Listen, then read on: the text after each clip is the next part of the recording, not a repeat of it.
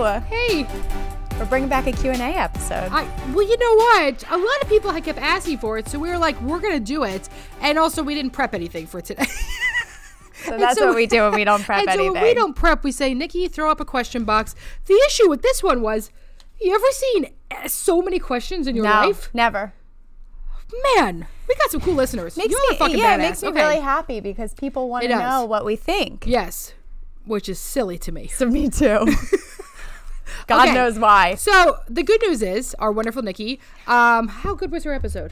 Oh my God, it was incredible. But I was just going to interrupt because I was thinking yesterday about us doing Q&A episodes, and do you remember like in magazines where... Remember magazines, first of all? Yeah, and it was like Ask the Boy. Yeah, or like was it like Ask the Dude or something? Yeah, there was like some sort of like column where you would like, and I loved reading those. Yeah, but I feel like the original was Dear Someone. What's it called? Nikki, do you know? Dear Abby. Dear Abby. It's Dear Abby. Yeah, actually, I believe if there still have Dear Abby in newspapers, but it's like her like niece or something now. Like if you look, it says. Interesting. Do you think that's something her niece wanted to do, or she felt like she had to take over the family business? I would be thrilled to take over that family business. I mean, we kind of did. That's true. So, Dear Emmalee and Dear Jen. That's beautiful. Dear friends. Okay. I mean, we do that segment. Okay. All right. So there were so many questions that came in. Nikki put them into categories, and we're sure to choose life transitions because we're kind of in one ourselves. Yes. We have a lot happening with the business. We have lots of new people coming on. And also, essentially, aren't we always in a life transition? Wow. I know. Yeah. So let's do life transitions today. So we're going to do a Q&A, life transitions, things you guys wrote in. If we didn't get to yours today, we are going to take all of these and start doing Q&As more often again. Episodes because we don't want to prepare for other things. That's true. That's true. We do that. That's actually not a lie right there. Okay.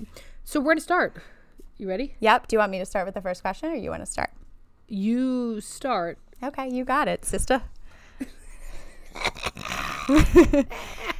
First one, redefining your identity and sense of self after becoming a mom. Where to start? Okay, it's a good thing I asked this one because Jen, this is for you. When you got your pets, but let's talk about this because we've had this conversation that like we both, when we got our dogs, went through like a very similar like depression, a bit of like a postpartum. And I was like, what did I do to my life? I can never leave again. Now I'm stuck in this house. Why would I do this? See, the thing was, I didn't even, there weren't necessarily thoughts that were coming with the feelings that I was feeling after we got our dog. I was just went into a deep depression without knowing why. But I think that just when there's any sort of intense adjustment, you know, it just like throws off your equilibrium. You're so used to doing something. So I think so we're talking about like redefining your identity and sense of self. I think one of the things we have to say to yourself is like, what was I using to define my identity before? Because it's very true. If one of the ways I defined my identity was being child free and a partier, well, it's probably not going to work so well with this new identity. If one of the ways I defined my identity was through working 80 hours a week, well, it's true. It's probably not going to work as well. So the first thing I want you to know is, who was I prior and how did I define that identity? And what did that identity give to me? Right? Like, what was it about that identity, right? If you're like, oh, I'm someone who works 80 hours a week. Is there some pride in that where you're like, hey, listen, I work a ton and I'm proud of what I do? Do you ever feel like people, because there's like listeners from all over. Yeah. Sometimes it feels like the things that we talk about may be personal to the Northeast area. Oh, you think? Do you think everyone does this insane amount of like addiction to work? I don't know. Maybe they do. Maybe it's all of Western society. Northeast area, or maybe it's just us. Okay, well that's definitely possible. But you don't think? But you, I don't know. If you're listening to this and Pennsylvania, New Jersey, you don't New live York, in the Northeast and you are also addicted to work, you let us know. Right? Like, so I'm just wondering. But I don't know. I was like, just using that as an example of, you know. If it's something where you're like, right, I guess in the Northeast, if everyone's like, oh, yeah, I work a lot or I work a lot, right? It's like this competition about who's hustling more. Yes, an addiction. Right? There's like some sort of pride that comes with it sometimes, even though it's wearing us the fuck out. That if when you have a kid or you have a dog and it takes away from that, what are you losing? What did that identity give to you in the past that you feel like is being taken from you, so to speak? Yeah. How is that affecting you now? what can this new identity give to you? Right? So I feel like for me, right, like a big part of my identity before being a mom and before, and always, and still now, is like being a very good friend, right? Like, it's like I try to always show up for my friends, to be very available. Such a good friend. Well, I'm not as much anymore. And I disagree with that. Thank you. I love you. Okay. But one of the things was, right, like, it's just harder for me. Like, it's harder for me to get to all the stuff. Like, I want to be there for bedtime. You know what I mean? Like, it's hard because I work a lot. And so then, like, the time that I'm not, like, I really do want to be with my kid. And so that's really hard. And people are like, oh, I haven't seen you in so long. Will you, like, please come to this thing? And I'm like, no, I'm not going to do that.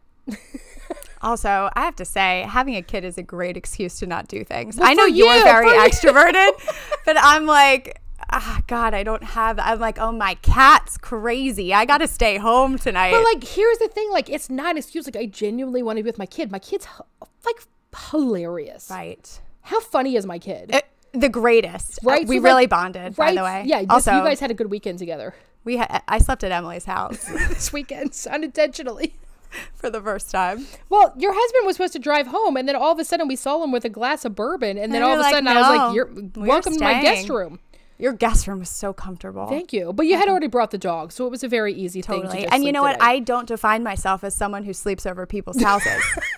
And so I had to redefine myself in those moments as someone who now has adult sleepovers. Yeah, you were like, I guess I'm going to have to be flexible for safety. I mean, you guys could not drive home. No, there was no chance. Yeah. But you know what I was also thinking? Like something about... We do not endorse drinking and driving. Not at all. Something about, like the podcast, for example. We've had to kind of define ourselves in a lot of ways, right? Like I did a whole episode about being child-free. It's like I'm the child-free one. Yeah, you are the child-free. You're the one with the kid. Yeah. And right? it's like if I'm not questioning this, but if I were to ever be like, oh, actually I want to have a kid. Oh, but people think you're like a I would have traitor. to redefine my entire identity. I wonder if that would disappoint too. Probably a lot of people. Right? Like all these people are like, oh, but Jen was so sure of her child-free stance. Now all of a sudden she's going to have a kid, right? So it's true. So if you define yourself as the one who's always available for work or always available for your friends, and then you become a mom or something else happens in your life, where the hell am I going to start to figure this out? So what I want you to look at where you defined before, what that did for you, how that protected you, what was the function behind that, and how could that work in addition to motherhood, right? It doesn't have to be that it's ignored because of motherhood, but it's going to have to be adjusted in some ways. It changes. And it goes into another really good question that somebody said that I want to actually pull at the same time because I like them together. And which was, boyfriend and I want to get engaged and have kids soon, but I'm afraid to lose current lifestyle, money, and freedom.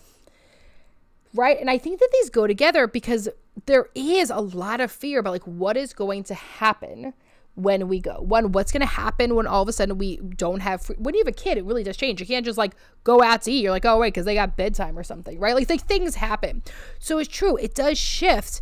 And there's grief in that. There's grief in who I was before this transition in my life, and there's grief afterwards.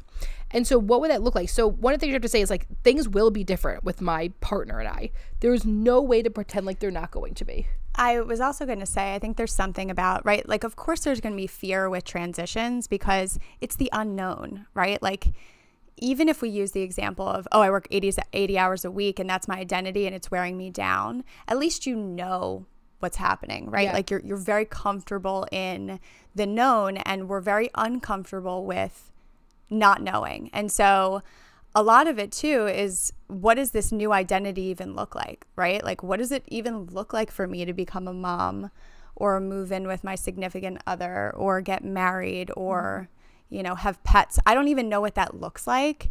And so to not know can be really terrifying for us and our brains. Because our brains want to know. Our brains want to know. It feels safer. Do not like that. Right. And so I think that that's our brains they do not. They say not no, thank you. Happy. That's going to be a no for me, dog. That's what my brain says, right? And so this thing of like, okay, so it's going to be different and it's going to be unknown. So how would we handle it, right? And so then you start to think about like, what are some ways we can prepare for this? When we talk about preventative therapy, it's also like, all right, I know I have a big life transition happening. What could this look like? What are some things to prepare for? So what, can I ask you a question? We are being recorded right now, so my answer is going to have to be yes. Right. If you said no, like what would we do? Silence. Just end it. Did you do anything to mentally prep for the transition of becoming a mom? I will say this. Because of all the infertility stuff we went through before, I do not think I was, because I in some ways had detached. I did not know what it was going to look like, and I was very concerned about attaching to my unborn child if she was not going to make it. That makes sense. Right? Because if you remember my 20-week ultrasound, we got some alarming news, right? And that alarming news was like your child may have serious issues and may have cognitive. Right. I do remember that. So there was a part of me that froze in that time, and I didn't know how to attach. So I think like now I would be in a very different place if I was to like ever get pregnant again or be pregnant, to be like, okay, how would I approach this? What would this look like with two? Like, it'd be much easier to wrap my head around. But no, I didn't go there the first time, and I'm not going to recommend that. Well, do what I did. I wonder, because of that makes total sense, right? Where you're like, I have to emotionally separate myself from this just in case anything happens. And I've heard about that from a lot of people that have had miscarriages and infertility stuff. It makes so much sense. That you like it is a it's protective for you. And so did you have to do most of your adjusting to the transition after you had Millie? I did, and I think that the biggest adjustment is like in your marriage, right? Which was that it really felt like his life did not change, because this podcast is coming from the United States, where we don't have any type of family leave because we hate everyone apparently, and don't give a shit about parents or women or children or anyone, frankly. So like one of the things is that like, you know, like my partner didn't have any type of leave. I worked for myself, so I took the time off, but like he went back to work when she was like 3 days old, and then he started traveling again. Like his boss didn't care that he had like a newborn at home. He had to go on work trips. So I think so I think the hardest part was that like it really felt like his life did not change, where my entire life was different. My body was different, my mind was different, my schedule was different. And so the harder part was that like that is a very isolating situation to be in. You know, and I think a lot of women feel that way. I think that's true. And I think the tough thing is that like no one really talks about it. You know, like people talk about it's going to be hard and it's going to be, but they don't tell you why. That's the thing. It's like everyone talks about like you're going to be so tired. But like I feel like people don't talk enough about like what you're really tired from is like the emotional and invisible like load, what they call is like the invisible load of motherhood. And they don't talk about how I don't think they really talk about what happens in your marriage. No, and I don't think people want to admit it. And I think so. Anytime someone's like, feels like "Oh shame. no, it was great for our marriage," I'm like, I don't believe you. Like I think if there's a lot of shame that comes with that, right? Where I don't think I was able to verbalize. I don't think I was able to verbalize that in my marriage until like Millie was like probably 1. You think it's because you were like in this survival mode of like we gotta get through this? I guess I just felt I think I just pulled a martyr. I think I was just like, oh, this is like how it is, and this is motherhood, and this is supposed to be. So when we talk about like what is your identity before motherhood and afterhood, like I think that this is a part of it, and we could use that. Let's take motherhood out of it. Let's talk about a new job, a new relationship. Like identities change throughout time, and then you change throughout time. Yeah, right. Like your circumstances, and this is why we always talk about like growing together in your relationship as opposed to growing apart, and what it takes to grow together, because you're going through transitions with yourself.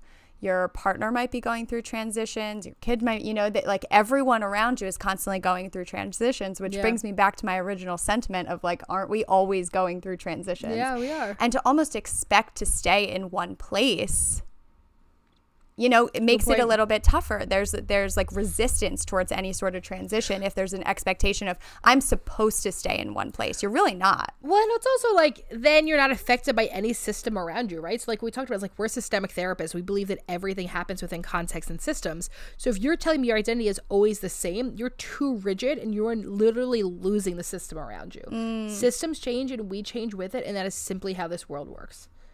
And So we could talk about like why is it hard for just us as human beings to accept the fact that we change or accept the fact that things change around us.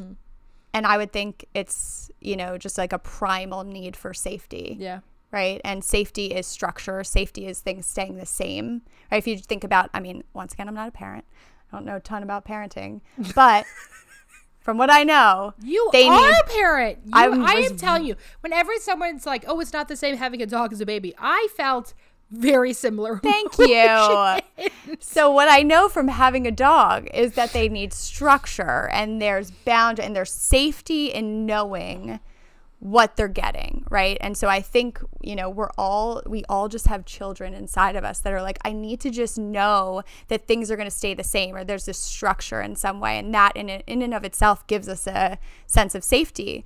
But because our lives and people around us and our systems are constantly changing, it's almost an essential skill to be able to adjust and to adapt to that change. And so just know, if you're taking anything out of this long ass rant that we're going on, that it's a natural part of life to go through these transitions, and adaptation is part of that as well. Okay, next question. I'm getting married next fall. Any tips, things to avoid? However much money you think you should spend on this wedding, you should don't do it. The number one thing we hear from people is, why did I spend that much money on the wedding? I think, and by hear from people, she means what we say to each other. What we say to each other, and also, no, I think a lot of people say that, right? Nikki, do you think you should have spent that much money on your wedding? Absolutely not. Every person in this area is saying no. So, yeah, flowers are very expensive. But here's what I would say. You were spending thousands of dollars for one day, and the amount of people that think premarital counseling and couples counseling is too expensive, one of them is 24 hours, one is the rest of your life. So spend the money on when you are doing the budget, spend the money on couples therapy. Talk about all of the shit. Take out what we talk about before, is we have had other episodes where we talk about like conscious and unconscious contracts. If there is something you are thinking your partner will do when you're married, do not think it, assume it, speak it. So if you think because you get married, he's going to not go out and drink every single night, you better actually say those words. I'm assuming is this true, right? If you are thinking that she's going to want to have kids because you guys got married, you better say those words out loud. So have the conversation. The number one thing I think is like, start talking about stuff. Not just what venue, not just what photographer. People are focusing on the wrong things. They're focusing more on the wedding than the marriage. Yes. And that's in a bigger sense, the most important thing is the marriage, not necessarily the wedding. There's so much hype around the wedding. Yeah. And if we're going to talk about, right, I'm getting married next fall, any tips, things to avoid? Okay. So I think we assumed that this was about the wedding. I'm kind of assuming that this question is about the wedding and not the marriage. I don't know. Right? I'm getting married. I don't know. So if we take that assumption. Well, I mean, okay. So any tips? Talk about every single thing that you are making assumptions about in your relationship. Are you saying those out loud and having a conversation? And a really great tip you can do to do this is called meta communication. We communicate about the communication, where you say, I noticed that we haven't really talked about having kids. Should we talk about that? I've noticed that we haven't talked about how your mom has come to every single vendor meeting. Should we talk about that? Yes. You're talking about all of the things that you're not talking about. Yes. I would say tips for the wedding, though. What tips would you give for the actual wedding? Because I have thoughts. Drink water and eat. Drink water and eat. I love that. But I would say, what's yours? Well, I'm going to say listen to yourself throughout this entire process of wedding planning. Okay, can I bring something up? You might get mad at me, though. Oh, God. Oh, no. Okay, it's okay. Do it. You can edit it out if you don't tell like me. me to show this up for the record. Tell me.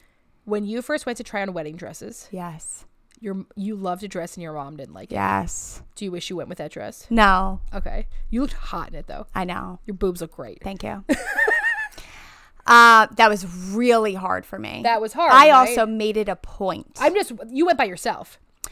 I went did all my wedding dress shopping by myself. I also didn't have bridesmaids. I did not have a bachelorette party. Or bridal shower. I made it a specific point to say. That's because you saw how horrible my experience was. Yes. I was so anxious. Not that I had a lovely experience. Great time. So a beautiful thing. But the idea of everyone about me was too overwhelming. And when we were at Emilee's I had a panic attack. Bachelorette party. She pulled me aside. She was like, I can't do this. I can't do this. Like, it's just, and so I was sobbing in the shower. I was so overwhelmed. I kind of knew this about myself too, that like, even if people were like, this is about you, whatever you want, I would not be able to set those boundaries for myself. I'd be so concerned about everyone else. Yeah. So in order to set those boundaries, I said, I'm not having bridesmaids. I'm not, because it's just going the best gift you ever gave us. So the one thing I did was I went wedding dress shopping one time with my mom, and the rest was about yourself. And the rest was about me, because I wanted it to be about me. And she didn't like this dress that I really liked.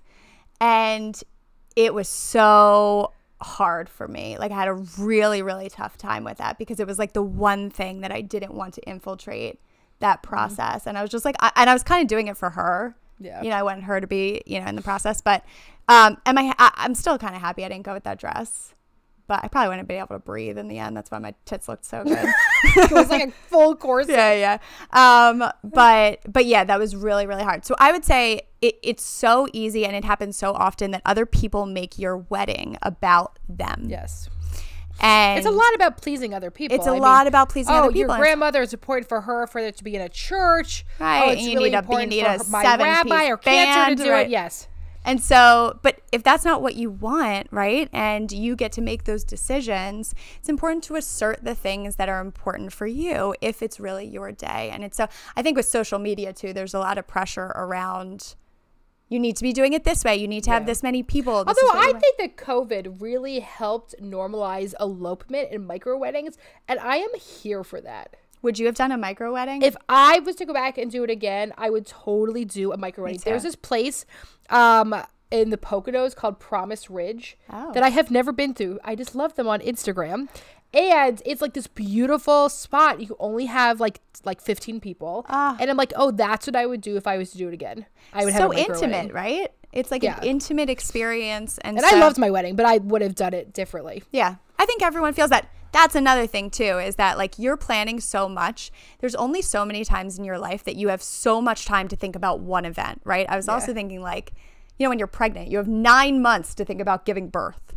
Poof. That's a long time to think about something. And be anxious about it. Yeah, exactly. So like the hype around it, just know like it's not going to be perfect. Yeah. And to remember, it's not necessarily about the wedding. It's about the marriage. And unless it's like the craziest shit ever, like a pelican comes in holding a dead arm and throws up on your aisle, like no one's remembering it. Like it would have to be like the craziest thing ever for it to actually snow. Is that too much? You guys gonna edit that out now?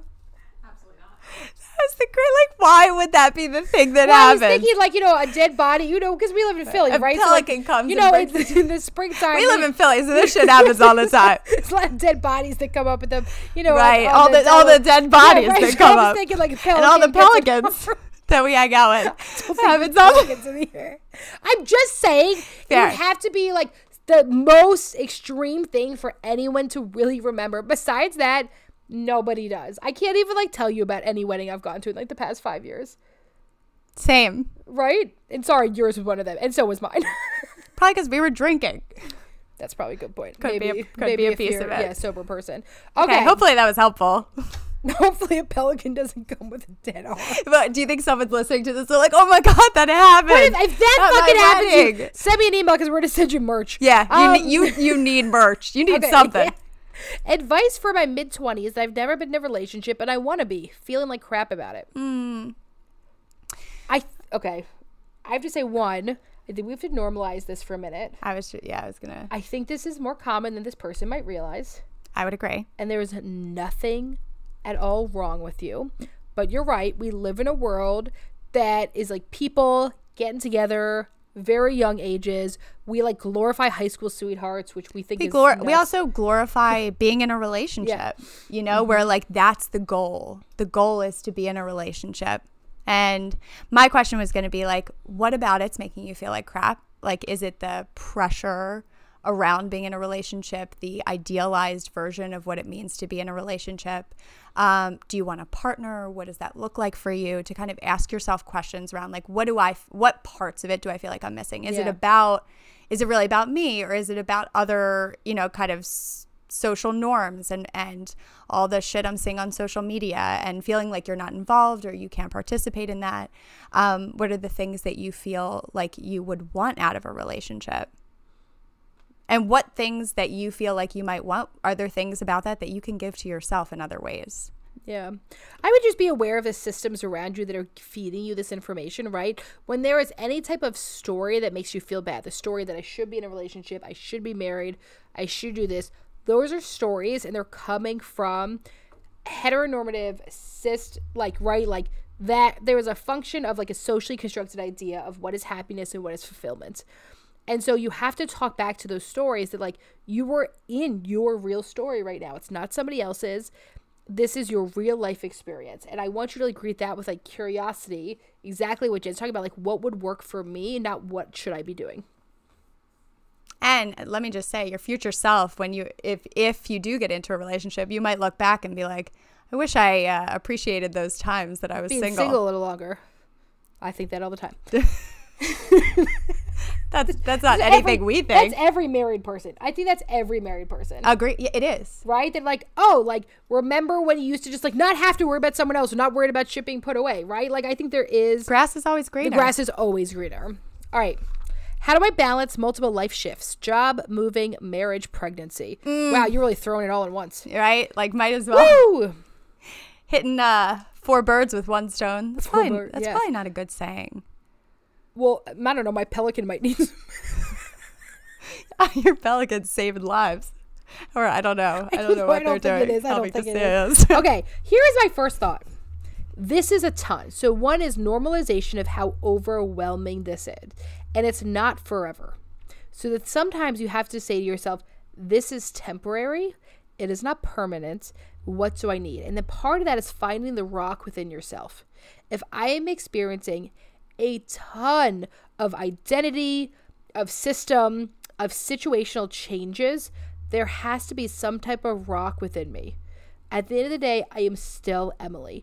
Even if my job changes, even if I move, even if I'm married, even if I'm pregnant, what is parts of my identity that I hold on to that does not shift and change within these? You're gonna make a joke?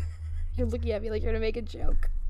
The rock thing. On YouTube. The rock within me. The rock within me. My thought that came up is like, I don't know. This is so stupid. The pelican, aren't you? No, the pelican.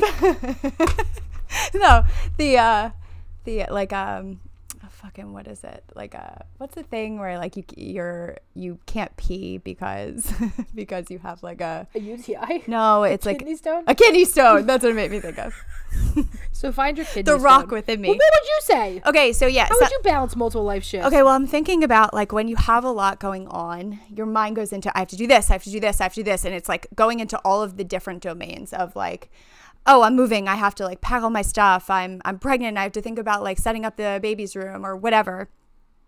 Your mind's going into a million different directions, and I think that it might be helpful if you slow yourself down and say, okay, let me write some of these things out or let me structure them in a certain way where I can focus on one thing at a time. And I think it's so easy when we're overwhelmed to think about the big picture and say, oh, I have all of this stuff to do. How can you just look at the first step in front of you, right? To slow yourself down and say, okay, what is the first thing I have to do right now? As opposed to like, here are all the things I have to do, because that can be so overwhelming. And once again, normalizing your experience, like it's pretty overwhelming to be doing all of those things at once. It's a lot. And so I I'm just thinking about what that must be like, and your mind going in a million different directions and wanting to get everything done, wanting to be on top of things. But know that, just as Emmalee said, this is a period of time in your life. And if you could just focus on the first step as opposed to the entire staircase. Mm-hmm. Are you ready? I'm ready. This is a tough one. We're going to send this person a lot of love, man. Okay. This person wrote in, I'm on a grief journey. 3 years since my sister and only sibling passed. And I still find myself getting frustrated with myself that I'm not where I'm supposed to be based on societal expectations around grief. I try to give myself grace often where I'm in the depths of my grief, but what would be a good way to stop putting expectations around my grief? Yeah, we are sending you so much love. Yeah. I think you said something so important here, which was the societal expectations. Yeah. Right? So the thing is, it is so true.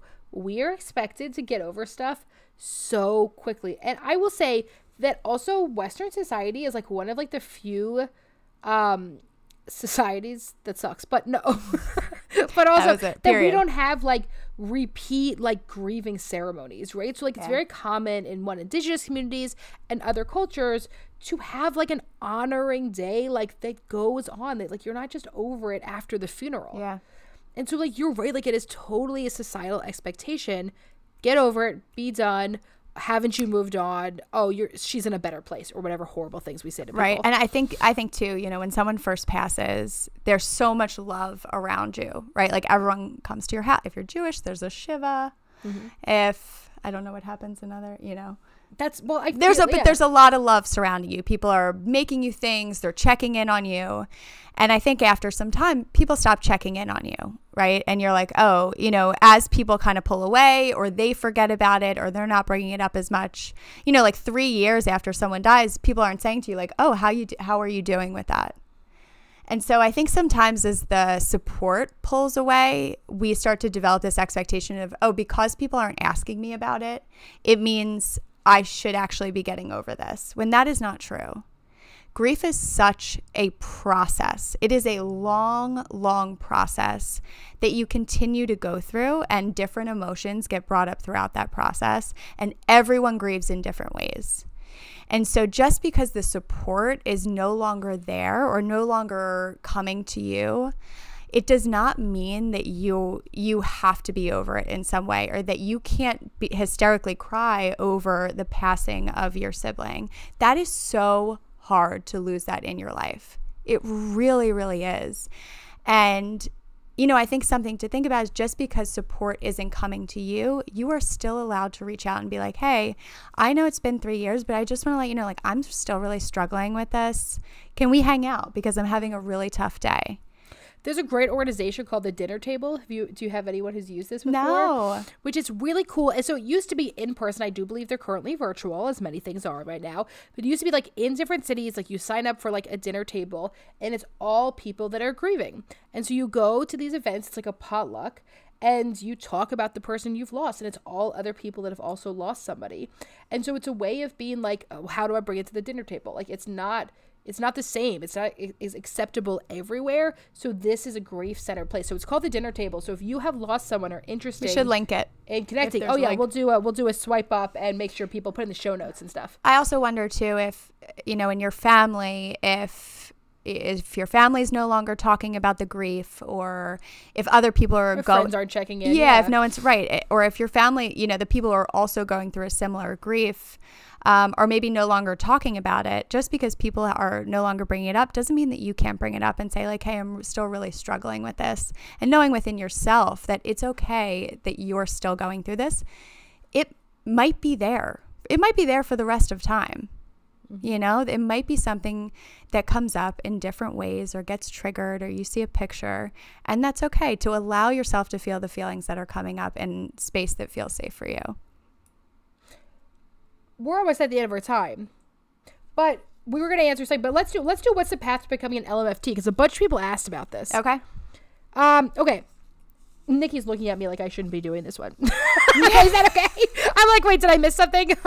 I'm like, okay. So because a bunch of people asked it, and I feel like a lot of people have asked, if you want to become an LMFT, that is what Jen and I are.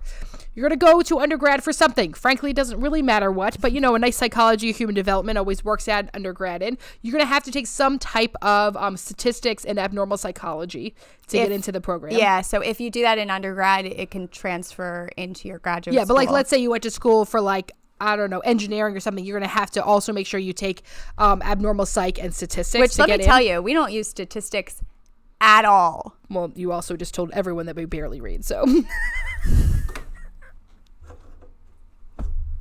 Did I?